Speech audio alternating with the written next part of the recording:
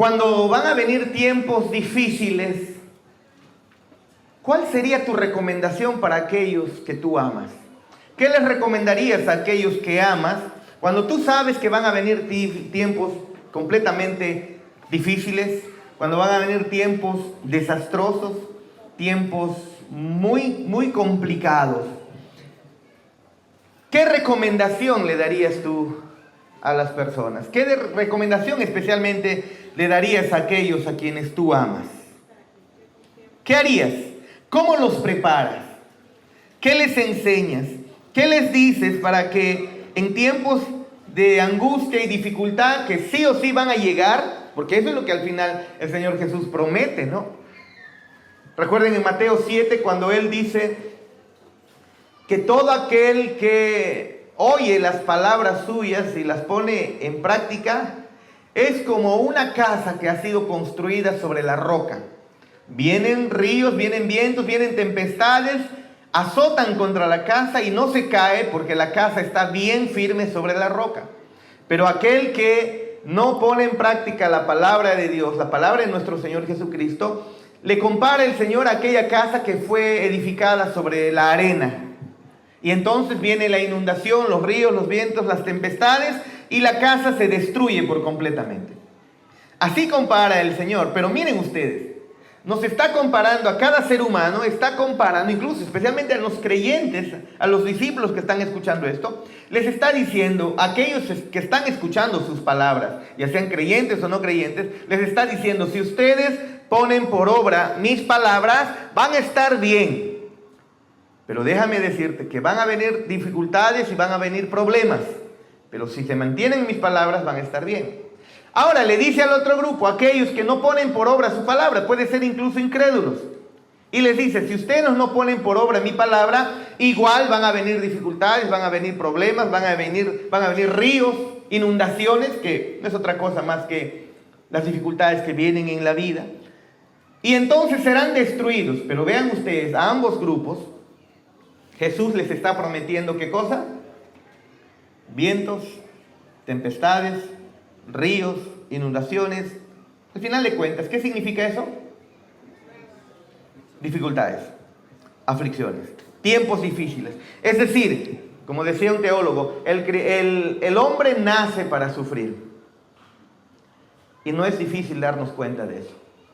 Desde nuestro nacimiento, con la primera palmada en el trasero que nos da el médico, ya comenzó el sufrimiento. Desde el momento en el que sales del vientre de la madre con esa acomodado, tranquilo, calientito, con temperatura óptima, con los nutrientes muy bien llevados, y luego salen al exterior, el ser humano, el bebé, ya comienza su etapa de sufrimiento. Comienza a sentir el frío, comienza a sentir calor, comienza a sentir hambre. Y antes de ello, la palmada del médico, ¿no? ¡Plah!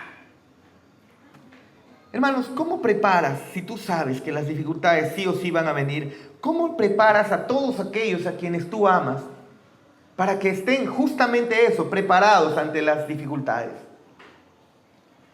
En Mateo capítulo 16, nuestro Señor Jesús está ahora en un momento crucial. Él está a punto de, como si estuviera a punto de soltar a sus discípulos. Pareciera, ¿no? Como que los va a soltar porque ya les está preparando. Ya me voy a ser entregado, voy a morir, me voy a ir. Ya les estaba diciendo todo esto y los discípulos no les estaba quedando muy bien en claro qué es lo que estaba pasando. Cristo había dicho: voy a morir, voy a ser entregado. Pero al final ellos como que tal vez están un tanto confundidos. Al final de cuentas, ¿quién va a terminar mal? ¿Jesús, el maestro, o nosotros? Jesús les estaba diciendo que va a morir. Aunque anteriormente, recuerden, hace poco nomás, bueno, no hace poco en sermones, sino hace poco en la cronología, en la historia que tenemos aquí en Juan 16, hace poco nada más, él y sus discípulos habían sido muy bien recibidos. Un recibimiento espectacular había ocurrido unos días antes. ¿Se acuerdan ustedes? Habían aclamado a Cristo. Él había ingresado montado en un pollino, recuerden ustedes, y decían, el hijo de David, eres el hijo de David, y lo estaban proclamando como rey. ¿Se acuerdan? Claro que los líderes religiosos, al ver esta provocación de Cristo, al entrar al centro religioso del judaísmo, a Jerusalén, ellos estaban completamente decididos a atrapar a Cristo y entonces llevarlo, si es posible, hasta la muerte, porque eso habían estado ya conspirando por mucho tiempo. Ustedes lo saben. Y entonces el mismo Jesús parecía que estaba en una situación que los discípulos no estaban comprendiendo. Él estaba hablando cada vez más fuerte, cada vez más claro, cada vez más enfático. Les estaba diciendo y estaba hablando abiertamente que Él era el Mesías. ¿No es así? Pero al mismo tiempo, a pesar que eso, con todo lo que conlleva el ser el Mesías y con el pensamiento, los conceptos que los discípulos y los judíos tenían de qué sería el Mesías, qué haría el Mesías, también Cristo estaba hablando que Él era el Mesías, pero que a la misma vez iba a ser quitado de ellos. Incluso iba a ser muerto. Eso estaba Él hablando, usted lo sabe. Es más, en esa misma noche, Él había dicho que uno de los suyos, Judas Iscariote, lo iba a traicionar. Y Él incluso les seguía revelando, les decía que incluso a donde Él iba, ellos no podían seguirlo. El impetuoso Pedro dice, maestro, ¿no? Que yo te voy a seguir a donde tú vayas. Y Jesús le dijo a Pedro, esta misma noche tú me vas a negar. Tú me vas a negar. Impetuoso Pedro, ¿me vas a seguir? ¿No me vas a dejar? Hoy mismo me vas a negar. Tomás le pregunta, ¿a dónde vas? Y entonces, al final, todos parecían no entender la respuesta de nuestro Señor Jesús. Entonces se habían levantado, habían salido de la ciudad, estaban descendiendo por un valle, era de noche, estaban cruzando una especie de jardín amurallado, estaban en la ladera al frente de la ciudad. Y entonces Jesús habla y durante un gran tiempo aparentemente, el lugar estaba oscuro y, recordando los sermones anteriores, les exhortó a permanecer en Él. ¿Se acuerdan ustedes? Les habló de que el mundo los iba a odiar porque lo habían odiado a Él y obviamente iban a odiar a sus seguidores. En Juan 15:20 recordamos, dice, si a mí me han perseguido, también a vosotros os perseguirán. Jesús les estaba diciendo, ese odio que me tienen a mí, ese odio que había crecido en contra mía, ese odio también va a venir sobre ustedes, que incluso había sido predicho en el libro de los Salmos.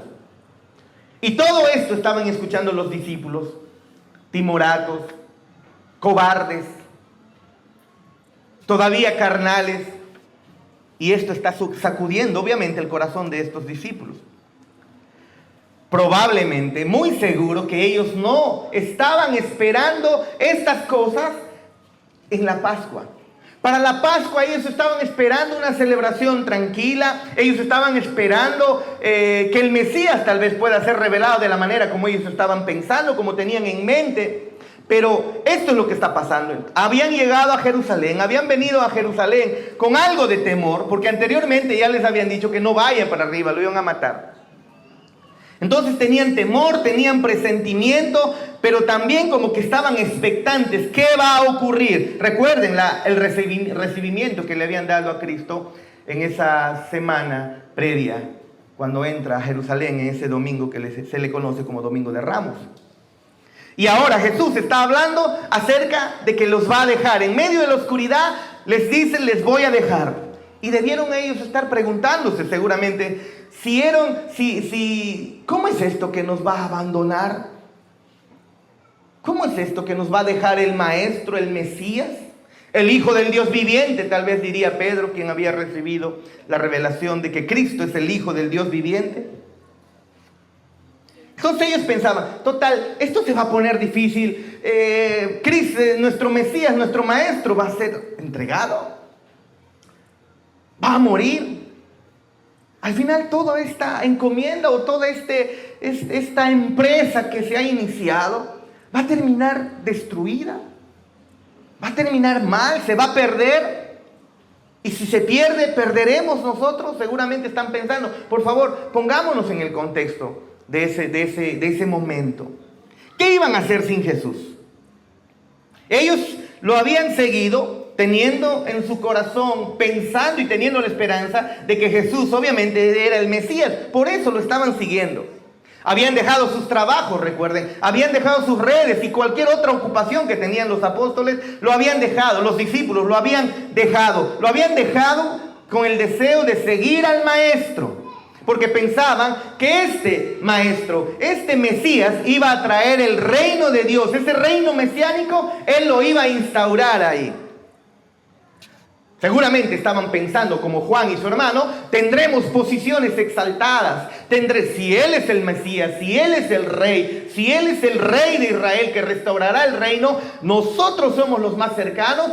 Bueno, pues al menos su consejo de ministro, seremos primer ministro, tenemos, qué sé yo, autoridades en ese reino. ¿Sí o no?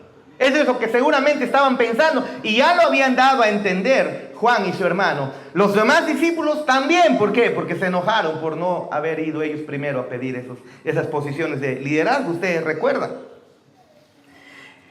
Entonces, estos están ahí con la mente confundida.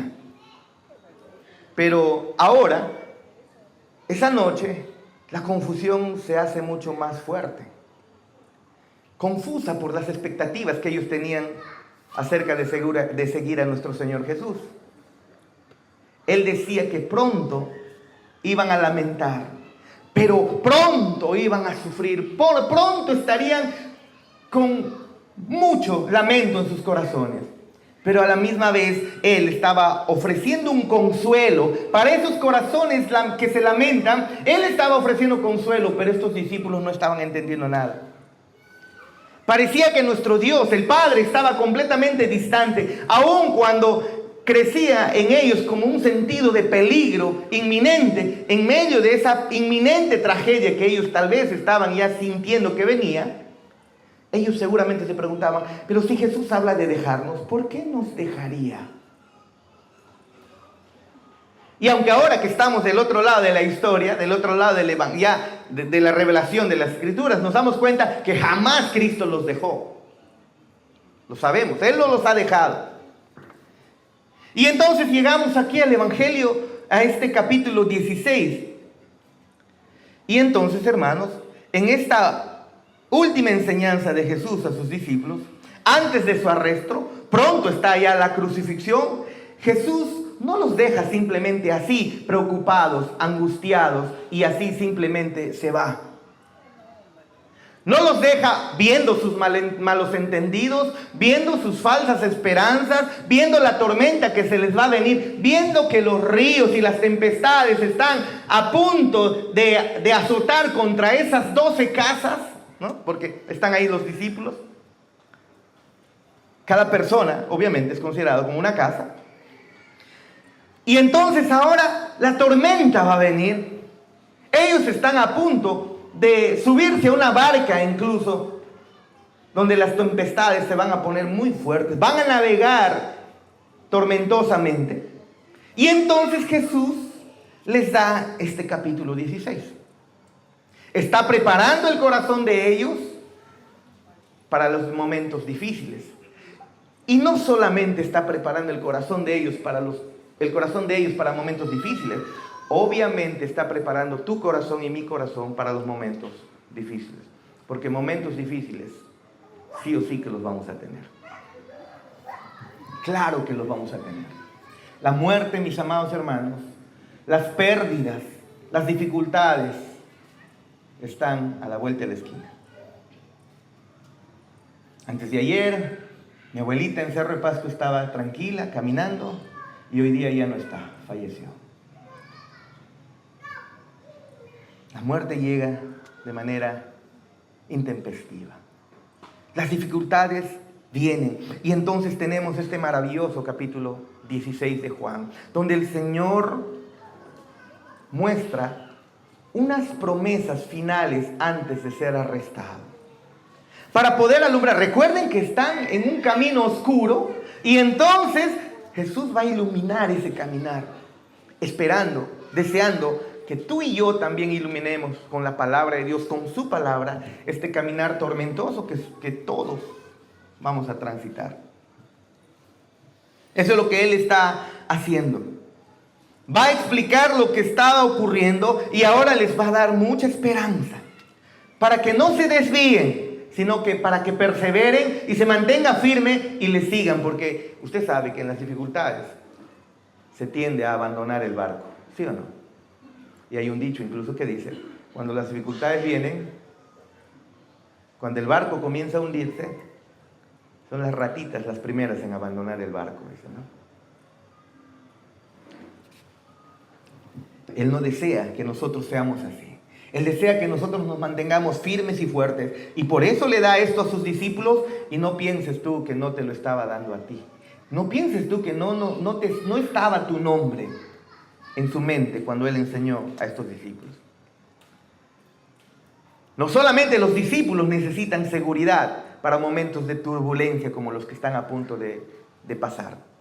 Estas promesas son de muchísimo valor tanto para ti, para mí, hoy mismo son de mucho valor. Y si alguno de nosotros tal vez se ha comenzado a preguntar, ¿será que Jesús nos ha soltado? ¿Será que Jesús nos ha dejado? ¿Será que estamos solos? ¿Será que no hay nadie que está ahí cuidando de nosotros y estamos completamente a la deriva? Entonces, tenemos aquí el capítulo 16. Leamos juntos, por favor.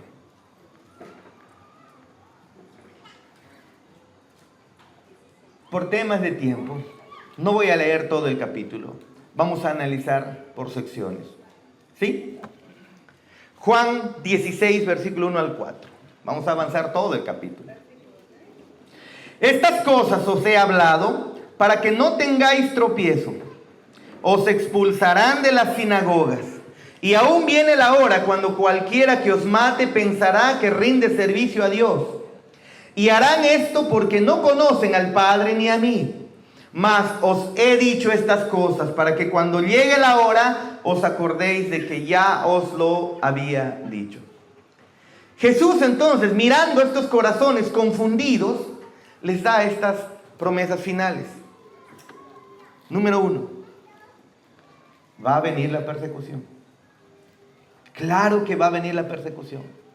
No piensen que no va a venir persecución. No piensen que no van a venir dificultades. Contrario a las promesas del evangelio de la prosperidad, del evangelio de la superfe, Jesús no está prometiendo que no van a tener dificultades o que no van a tener persecución. Les da una promesa. Les dice sí o sí van a ser perseguidos.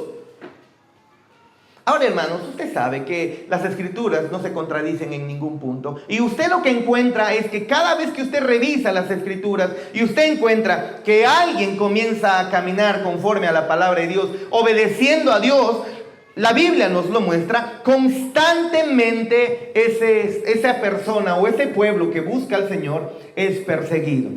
Eso no es nada nuevo. Eso lo encontramos a lo largo del Antiguo Testamento, en el Nuevo Testamento. ¿Por qué? Porque es la naturaleza del pecado oponerse a Dios. El pecado se opone a Dios. El pecador se opone a Dios. Y eso es el pecado. El pecado es una rebelión contra Dios. Todo aquello que es Dios se va a oponer. Todo aquello que represente la santidad, que hable de santidad, que viva en santidad o que busque hacer lo correcto en medio de sus fallas, constantemente va a encontrar oposición. Eso lo vemos en todo el Antiguo Testamento y el Nuevo Testamento. ¿Por qué? Porque el pecado en realidad es una persecución en contra de Dios. Es un rechazo en contra de Dios.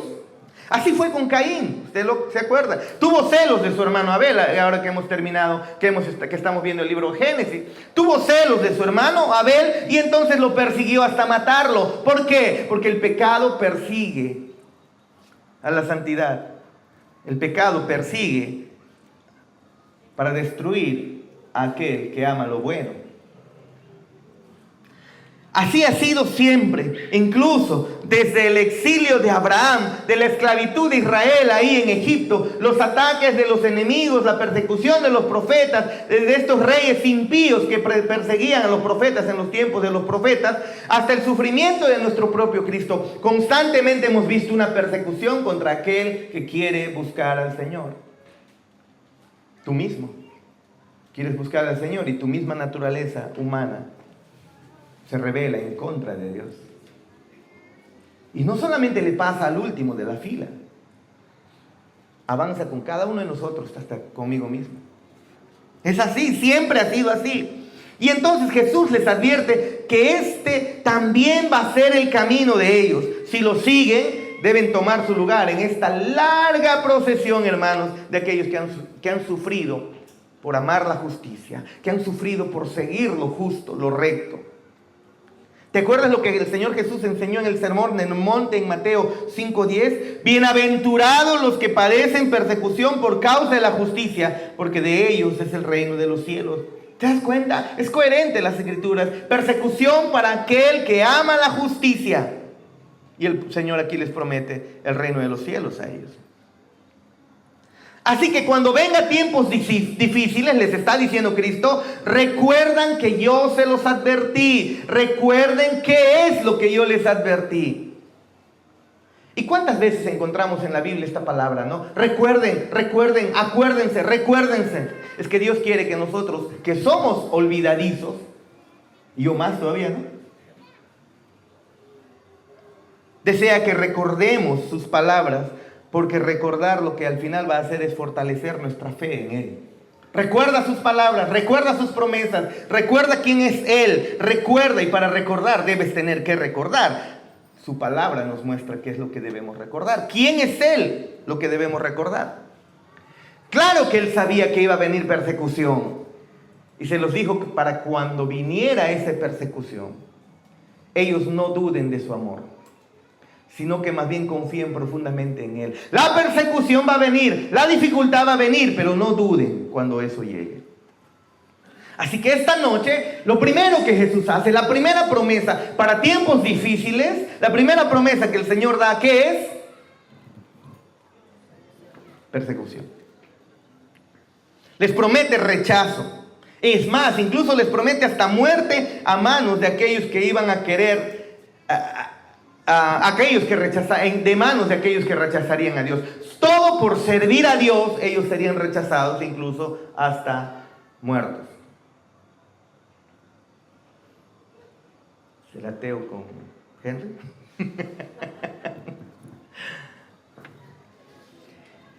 Eso es. Qué difícil, hermanos, qué difícil debe ser sufrir cuando tú piensas que estás haciendo el bien y aún así recibes mal.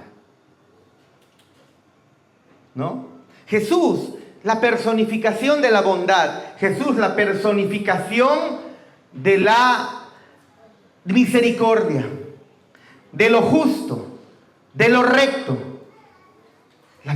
La personificación misma de la rectitud, de la bondad, de lo justo, iba a sufrir en esa noche. Y en la cruz, incluso, en la tarde, a las 3 de la tarde, Él incluso diría, perdónalos, porque no saben lo que hacen. Lucas 23:34.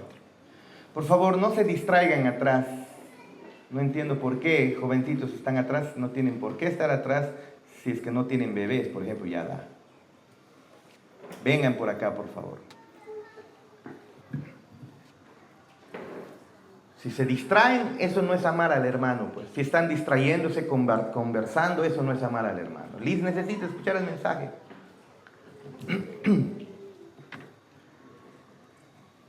Y hermanos, esa noche el Señor ¿qué está haciendo? Prometiendo persecución. Hermanos, frente a la persecución que sí o sí viene, sea grande, sea pequeña, ¿cómo está tus fuerzas, tus ganas, tu fortaleza en esta noche? Jesús no nos oculta la dificultad que viene. Va a venir.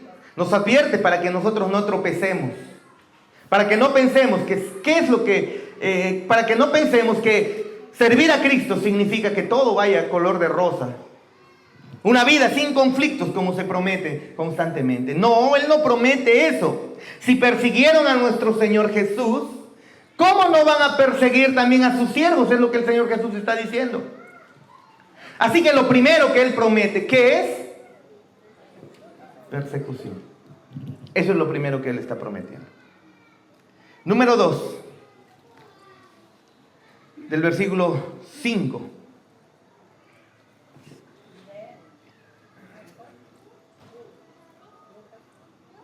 Se cerró mi Biblia, perdón.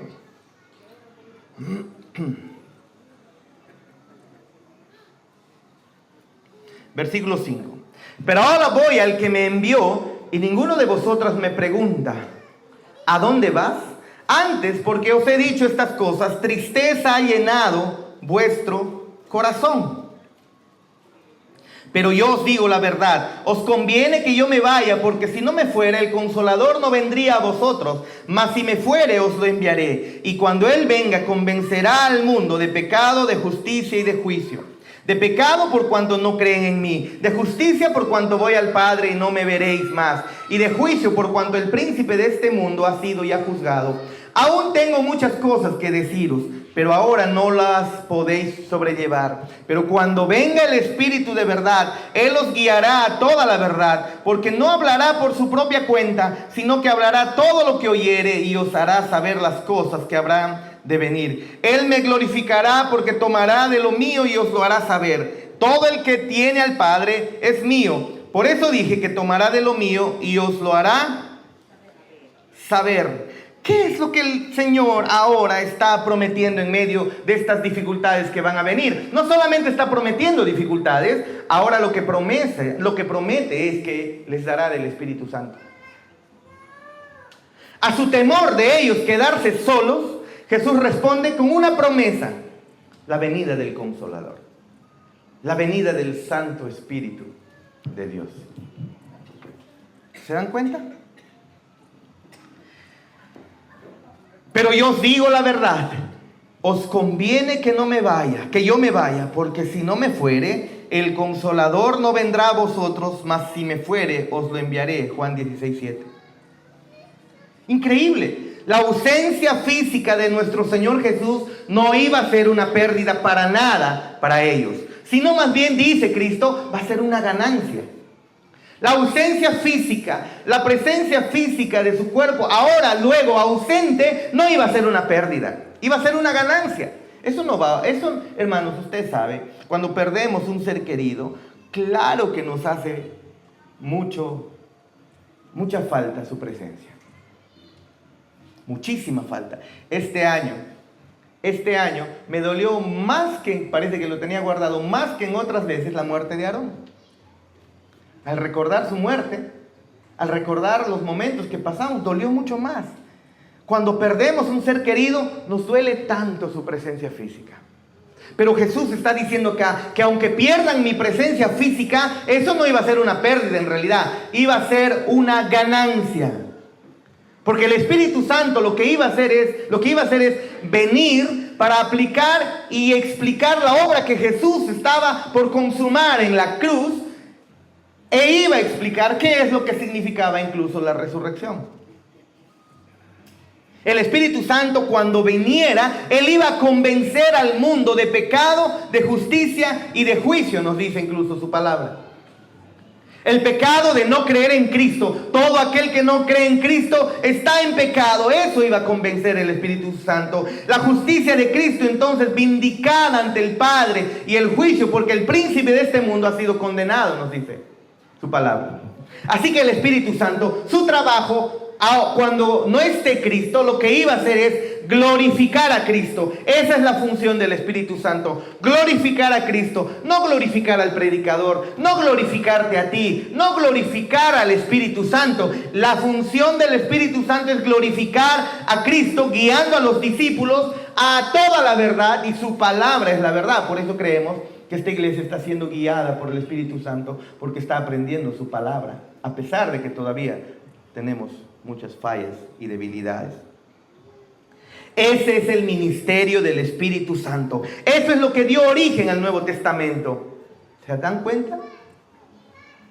Por eso es que sabemos que la palabra de Dios está completa. No necesitan nada más, es perfecta. No necesitamos una nueva revelación. Necesitamos obedecer lo que el Señor ya nos ha dejado. El Espíritu Santo nos guiará a toda verdad. El Espíritu Santo no te va a llevar a hacer tonterías, te va a llevar a estudiar la palabra de Dios. He ahí el poder del Espíritu Santo en la vida del creyente. Si te das cuenta, ¿cuántas personas son fáciles de venir a la iglesia, pero son difíciles de estudiar su palabra? Es fácil venir, al final de cuentas, para que no digan nada, ya pues vamos a la iglesia. He faltado un domingo, si este domingo vuelvo a faltar, me van a hablar, me van a decir, así que vamos a la iglesia, al final vamos a cantar Dios poderoso. Bonito es la canción. Y terminando el hermanos vamos a comer. Y vemos a los hermanos y compartimos y nos reímos, hay buen compañerismo. Es fácil, al final de cuentas, es fácil venir a la iglesia. ¿Sí o no? Lo que no es fácil es que estudies su palabra. Lo que no es fácil es que vayas a un discipulado. Lo que no es fácil es que profundices en su verdad. ¿Y sabes qué es lo que hace el Espíritu Santo? Te empuja hacia su verdad. Te empuja hacia su palabra. Eso, hermanos, es fundamental, porque así como las matemáticas, cuando comienzas a operar y encuentras el valor de una variable, eso excluye a muchos otros números. Tienes un valor que te da un resultado. No puedes poner otro. No puede ser que con muchos valores puedas tener el mismo resultado. Y en la vida cristiana es igual. No creas tú que alejado de las Escrituras puedes llamarte cristiano. Puedes llamarte hijo de Dios. El Espíritu Santo está para glorificar a Cristo, llevándonos a toda su verdad. Su palabra es la verdad. Jesús dice en Juan 16:15, todo lo que tiene el Padre es mío. Por eso dije que tomará de lo mío y os lo hará saber. Tomará de lo mío. ¿Qué era lo suyo? Sus palabras, sus enseñanzas, y lo llevará a tu corazón para que lo puedas entender. Y aquí vemos, hermanos, la obra maravillosa del Dios Trino, del Dios Padre, del Dios Hijo, del Dios del Espíritu Santo, obrando juntos para revelar la verdad y preservar la fe de su pueblo. A través de su palabra, el Espíritu Santo, cuando venga, iba a glorificar al Hijo a través de llevarlo a su palabra, recordándole las palabras de Cristo. Donde tú encuentres, y lo voy a decir otra vez, aunque suene repetido para muchos, tal vez para los otros no han escuchado, donde encuentres, iglesia que encuentres, donde el Espíritu Santo se está exaltando a sí mismo, haciendo todo un loquerío y revolcadas y hablar balbuceos y griteríos y saltos, exaltando supuestamente al Espíritu Santo, ese no es el Espíritu Santo. Porque el Espíritu Santo glorifica ¿a quién? A Cristo. ¿Y cómo glorifica a Cristo? Recordando sus palabras a tu corazón. Tercera promesa, 16 al 22. Todavía un poco y no me veréis, y de nuevo un poco y me veréis, porque yo voy al Padre. Entonces se dijeron algunos de sus discípulos unos a otros, ¿qué es esto que nos dice todavía un poco y no me veréis, y de nuevo un poco y me veréis, y porque yo voy al Padre? Decían pues, ¿qué quiere decir con falta todavía un poco o con todavía un poco? No entendemos lo que habla. Jesús conoció que querían preguntarle y les dijo, ¿preguntáis entre vosotros acerca de esto que dije, todavía un poco y no me veréis, y de nuevo un poco y me veréis? De cierto os digo que vosotros lloraréis y lamentaréis, y el mundo se alegrará, pero cuando vosotros estéis tristes, vuestra tristeza se convertirá en gozo. La mujer cuando da a luz tiene dolor porque ha llegado su hora, pero después que ha dado a luz un niño, ya no se acuerda de la angustia por el gozo de que haya nacido un hombre en el mundo. También vosotros ahora tenéis tristeza, pero os volveré a ver, y se gozará vuestro corazón, y nadie os quitará vuestro gozo. Interesante, versículo 16. Un poco y no me veréis, y otra vez un poco y me veréis. Está hablando de su arresto, está hablando de su muerte inminente, y luego está hablando de su resurrección. Ahora lo sabemos, ahora lo entendemos. Vosotros, versículo 20, vosotros lloraréis y se van a lamentar y lamentaréis. El mundo se va a alegrar. Crucifiquen a Barrabás, crucifiquen a Jesús, suelten a Barrabás. El mundo se goza, se estaba gozando de la muerte de Cristo.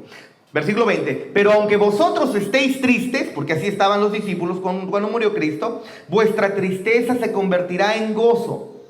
Y ahora, el gozo que Él está prometiendo no es un gozo superficial. Está basado en estas circunstancias favorables de las cuales Él está mencionando. Es el gozo profundo, semejante al de una madre que olvida el dolor por el nacimiento de su hijo. Le duele haber dado a luz, le duele el parto, está tan convaleciente, pero aún así está gozosa por tener a su bebé en brazos.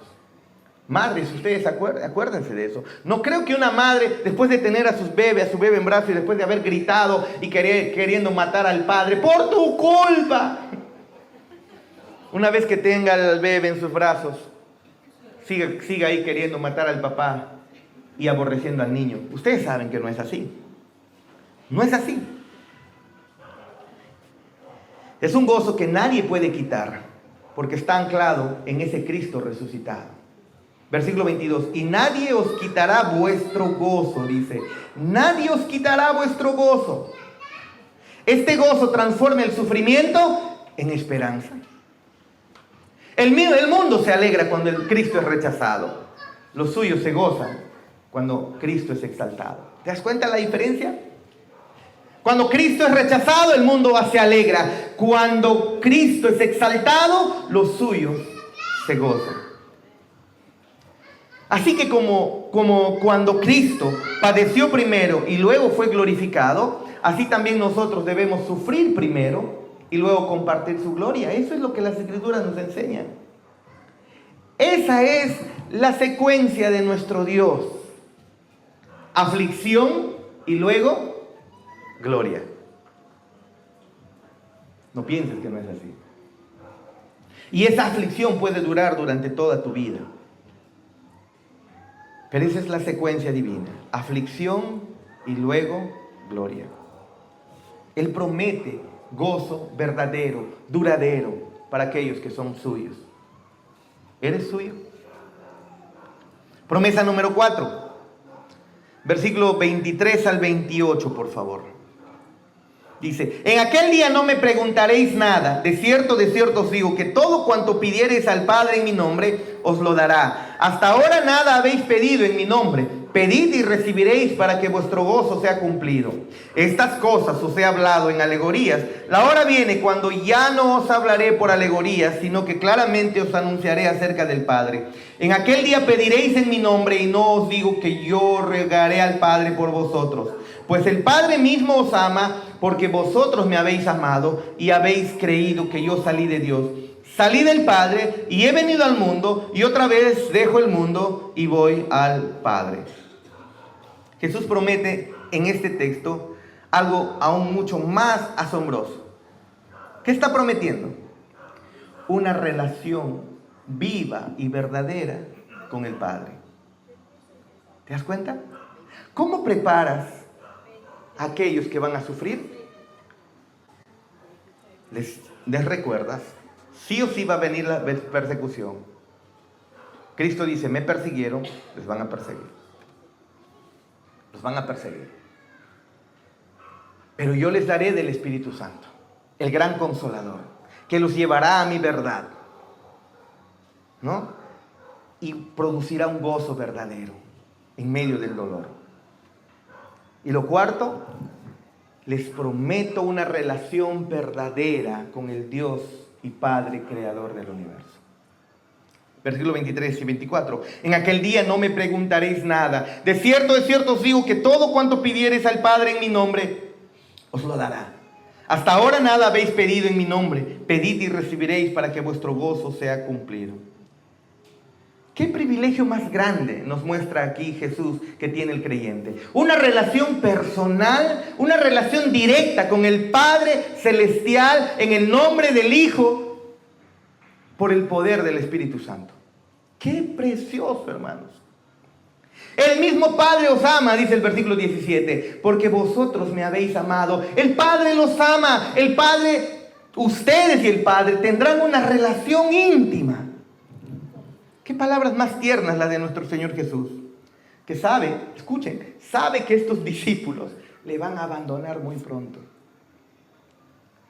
Y sin embargo, Jesús les dice, aunque me van a abandonar, aunque Pedro me va a negar, aunque todos los demás se van a espantar y se van a escandalizar y se van a ir, aunque eso suceda, les recuerdo, antes de que fallen, el Padre mismo los ama. Interesante, hermanos. Es el amor perseverante de nuestro Dios para con nosotros. Es el amor firme de nuestro Dios para contigo y para conmigo. Hermanos, esto tiene una aplicación para nuestros tiempos. Claro que sí, porque si en esta noche te sientes indigno, si en esta noche te sientes falto de fe, te sientes que has fallado, te sientes que has deshonrado a Dios, recuerda esto. No es tu fidelidad lo que va a garantizar el amor de Dios, sino su fidelidad es lo que garantiza su amor. La fidelidad de Cristo es la que garantiza su amor para contigo. ¿Te das cuenta? El amor que el Padre nos da no depende de nuestra fidelidad. El amor que el Padre nos da no depende de tu última falla, o de tus fallas, o de tus negaciones, o de las veces que te avergüenzas de Dios. Si realmente eres creyente, si realmente has nacido de nuevo, en medio de todo lo que todavía te falta para ser perfecto, no te olvides que tu fidelidad no garantiza su amor. Su amor es garantizado por lo que Cristo hizo en la cruz. Por lo tanto, Él nos ama en medio de nuestras fallas. Antes de que fallen los discípulos, Jesús les dice, el Padre los ama. Y antes de que tú falles, el Padre te ama. ¿Sí o no que eso consuela? Mira tus fallas. ¿Cuántas veces fallas? Y la Biblia dice que el Padre, antes de que falles, te ama. Ángel fallará mañana. Manuel fallará mañana.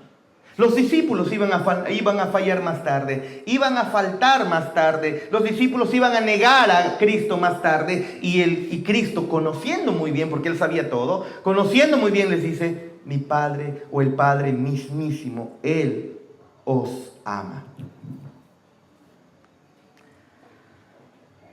Excelente, ¿no? Hermanos, nuestra comunión con Dios se expresa constantemente a través de las oraciones.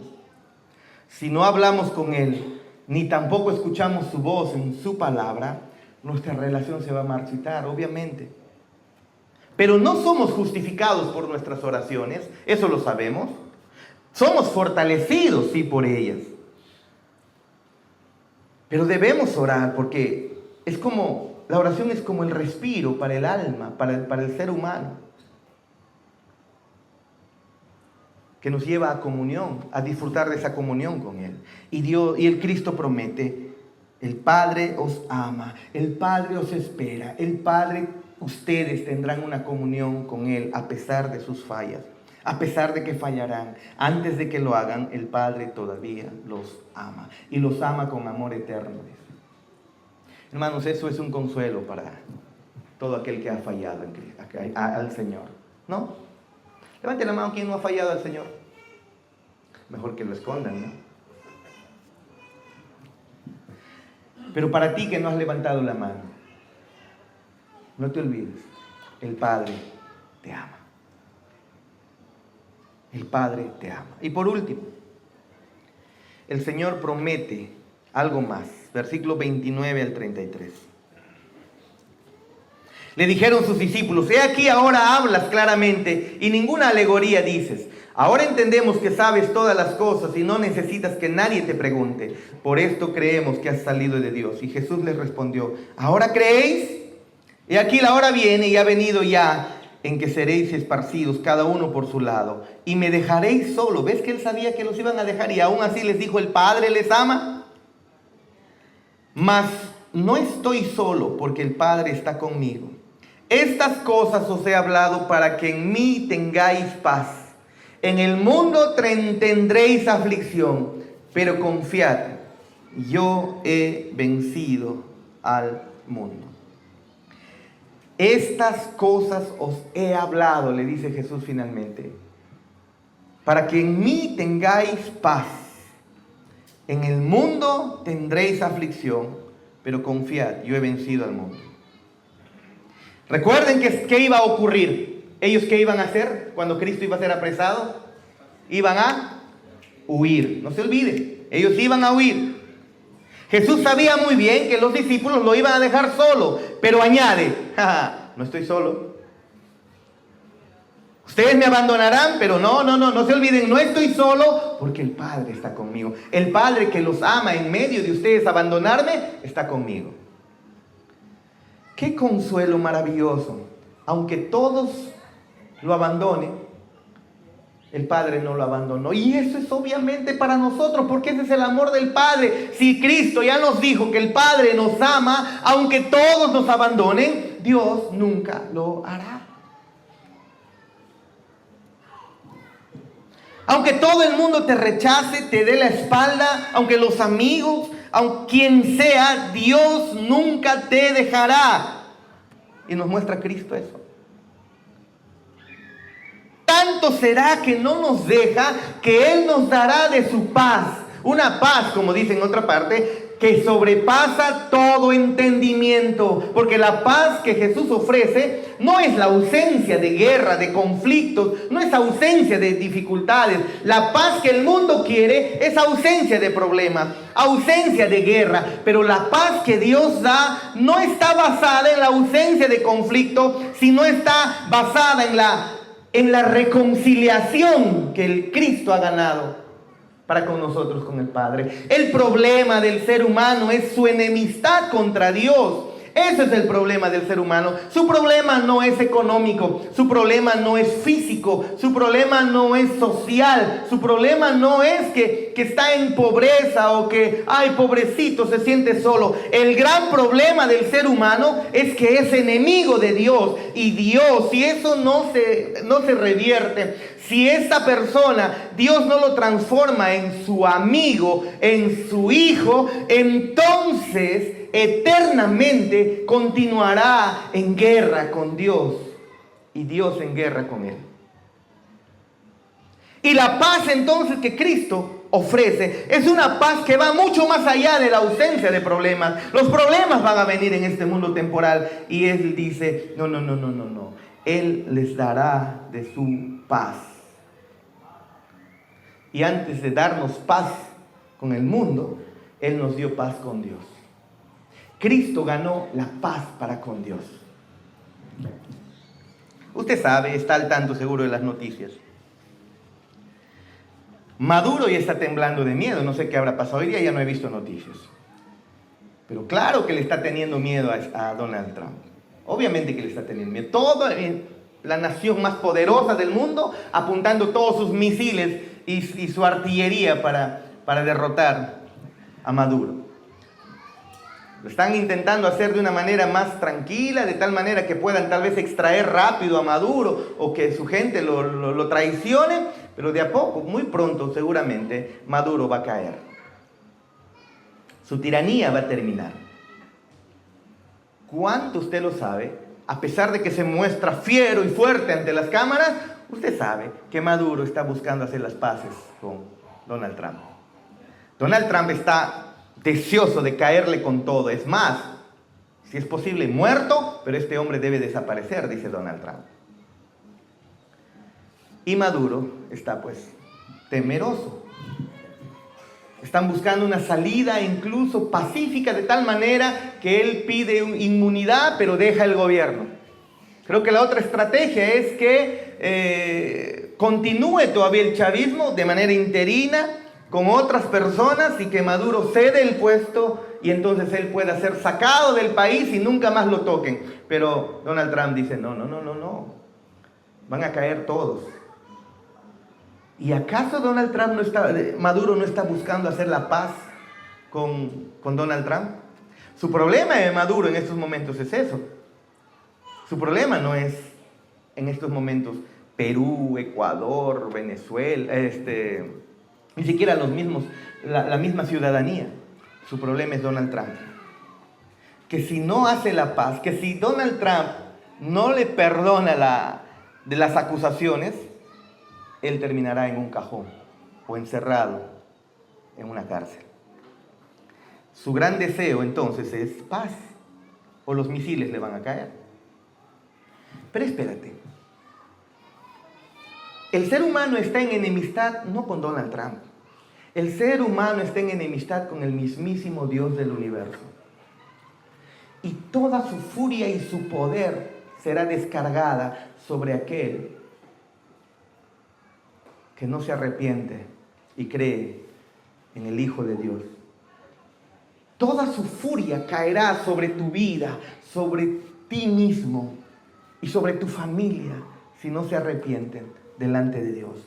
Y viene Cristo y dice, yo les doy paz. Yo les doy paz. ¿Qué paz? ¿Ausencia de conflictos? Eso va a continuar. Lo que les doy es paz para con Dios. Vengo a tomar la mano enojada de Dios y vengo a tomar tu mano rebelde que no debe ser perdonada y entonces hace un puente y nos reconcilia con Dios, haciendo la paz entre Dios y el hombre. Recuerden, la paz que Cristo da, que ofrece, no es ausencia de conflicto, sino la presencia de la reconciliación entre Dios y tú. Romanos 5:1 dice, justificados pues por la fe en Cristo, tenemos paz para con Dios por medio de nuestro Señor Jesucristo, aunque ya lo redundé, ¿no? Mejor lo leo tal como está. Justificados pues por la fe, tenemos paz para con Dios por medio de nuestro Señor Jesucristo. Eso es lo que Él había prometido, paz para con Dios. Van a tener aflicción, van a tener mucha aflicción. Yo les he hablado estas cosas para que tengan mi paz, para que en mí tengáis paz. Van a tener aflicción, pero tranquilos, yo he vencido al mundo. Y porque he vencido al mundo, gano la reconciliación entre el Padre y aquellos que se arrepienten. Esa es la paz más urgente y profunda que tú necesitas. La paz para con Dios. Ay, no dejo, esta enfermedad me tiene sin paz. Pues seguramente no estás confiando en Cristo, ni tampoco estás disfrutando de la paz que Cristo ganó para con Dios. Porque eso es lo que necesitas. Paz para con Dios. Esa es la paz más urgente. Esa es la paz más profunda. ¿Qué te inquieta hoy, Iglesia Bíblica, Gracia y Verdad? ¿Qué te inquieta? ¿Qué te preocupa hoy? ¿Qué te roba la paz? Recuerda las palabras del Maestro. Yo he vencido al mundo. Su victoria es perfecta. Su victoria es definitiva. Aún en pruebas, esa victoria sigue obrando para ti, trayendo paz, paz verdadera, paz genuina, como el mundo no sabe dar. ¿Tú crees que paz es tener un hogar? ¿Tú crees que paz es tener a tus hijos obedientes? ¿Tú crees que paz es tener dinero en tu billetera? No, no es así. Mira tú, ¿se acuerdan ustedes de este futbolista llamado Kaká? Uno de sus goles fue uno de los mejores goles del mundo, ¿no? Increíble. Se casó, él contaba, creo que se casó virgen, varón, ¿no? Creyente, con una mujer supuestamente temerosa. Pasó el tiempo, tuvieron hijos, pasó el tiempo y la mujer dijo, ya no te quiero porque eres demasiado bueno. ¿Qué quería? Un villano. muy bueno, muy perfecto, muy correcto para mí, dijo esta mujer y le dejó. ¿Puede ocurrir? Claro. Ningún varón, ninguna mujer puede traer la paz que Dios sí sabe dar. La paz que disfruta aquel que está en dificultades, pero que entiende que tiene paz para con Dios. Y puede cantar diciendo, estoy bien, mi alma está bien, estoy en paz, tengo paz con mi Dios, estoy bien.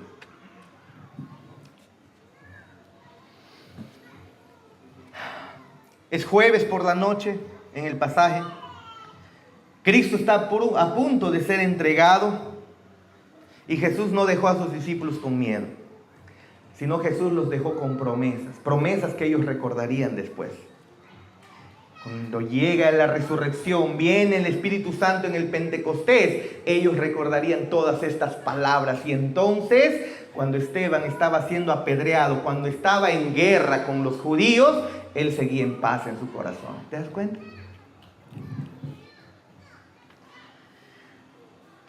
Le deja Cristo con promesas a sus discípulos. Persecución. Lo van a tener. No pienses que seguir a Cristo es una vida sin problemas. Vas a tener persecución, pero vas a tener el Consolador contigo. Vas a disfrutar de gozo verdadero. Vas a tener una relación, disfrutarás de una relación con el Padre que te ama. Y al final de cuentas tendrás y disfrutarás paz para con Dios. Todo lo necesario para perseverar, todo lo necesario para no tirar la toalla, todo lo necesario para mantenerte firme, Cristo se los da acá a los discípulos y nos lo da a ti y a mí. ¿Vas a ser perseguido? Sí.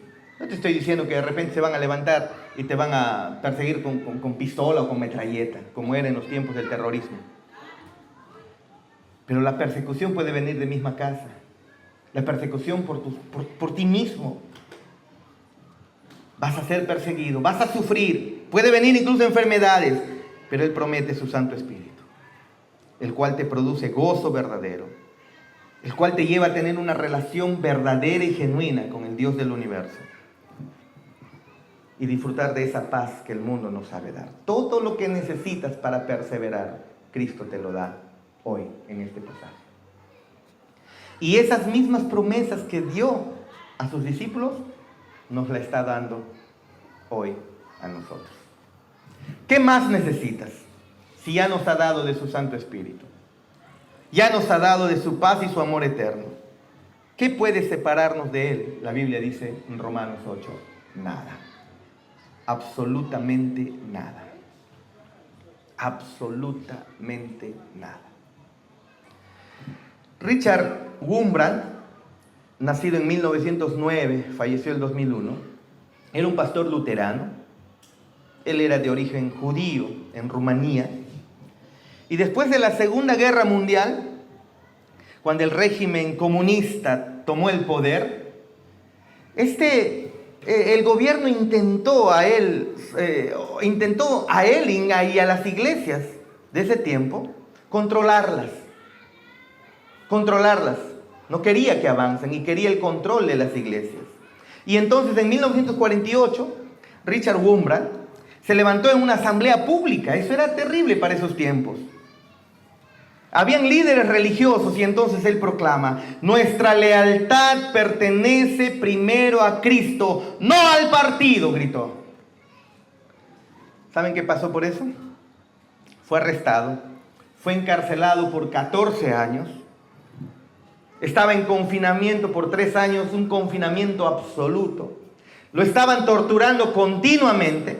Pasó noches en la oscuridad. Los carceleros le estaban golpeando constantemente y le estaban obligando a renunciar a la fe que él tenía. Sin embargo, él, más adelante, firme, fuerte, seguro, él escribe lo siguiente: solo aquellos que han experimentado el amor de Cristo pueden comprender lo que es cantar en una celda subterránea. Me recuerda a Pablo. Solo aquellos que han experimentado el amor de Cristo pueden comprender lo que es cantar en una celda subterránea. Este hombre estaba afligido y cantaba al Señor. Es más, mientras estaba encarcelado, él sabía código Morse, él predicaba a los otros presos en clave Morse. Golpeaba las paredes en clave Morse.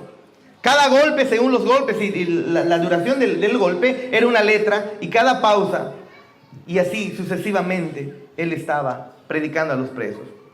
Y los presos respondían con la misma señal, porque muchos de los presos pues conocían el lenguaje Morse.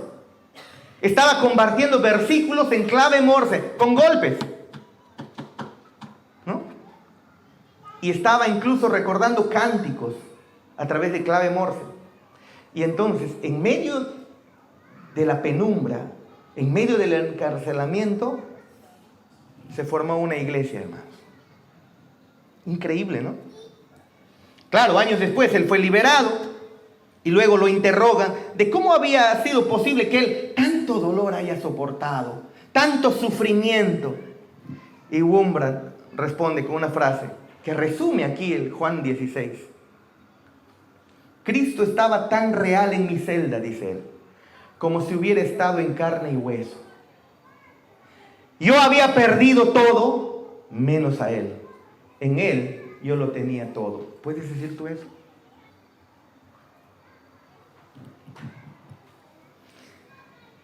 En 1966 él testifica en el Senado de Estados Unidos, mostrando las cicatrices en su cuerpo. Y luego afirmó con voz firme, no con odio, no con rencor, él afirmó: mi mayor gozo fue sufrir por mi Salvador. Su sufrimiento fue por Cristo.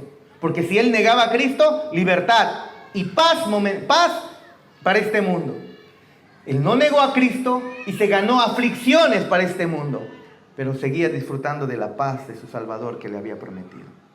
No buscó venganza, más bien funda La Voz de los Mártires, una organización dedicada a servir a los cristianos perseguidos. Pero esa historia obviamente nos recuerda las palabras de Jesús. En el mundo tendréis aflicción, pero confiad, yo he vencido al mundo. Este hombre sufrió persecución. Este hombre se fortaleció en su soledad a través del Espíritu Santo, que en medio de los muros lo fortaleció. Este hombre experimentó gozo verdadero, porque cantaba en medio del encarcelamiento. Estaba gozoso por seguir a su Cristo. Disfrutó de una relación con Dios en esa oscuridad, en la golpiza que le daban. Oraba con profunda intimidad al Padre y experimentó la paz.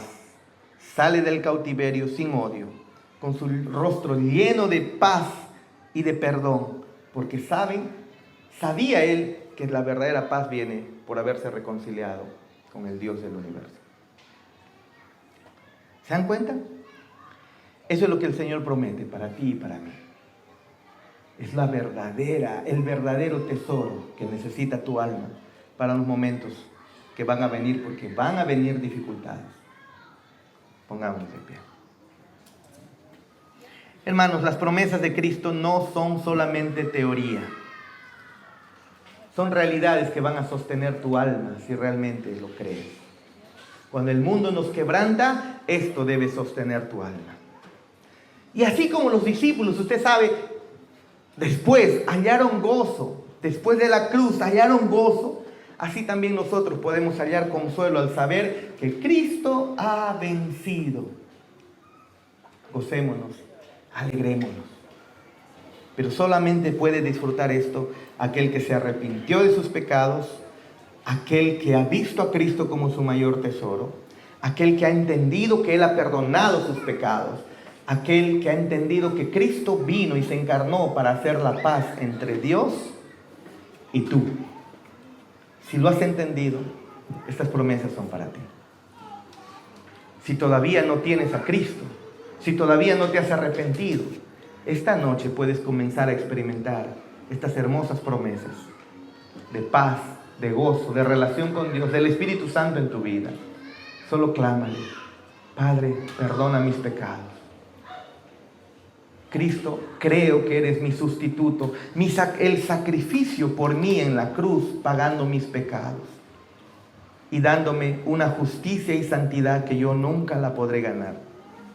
creo en ti, puedes decirle a Él. Puedes entregarle tu vida y comenzar una nueva vida, una verdadera vida con Él.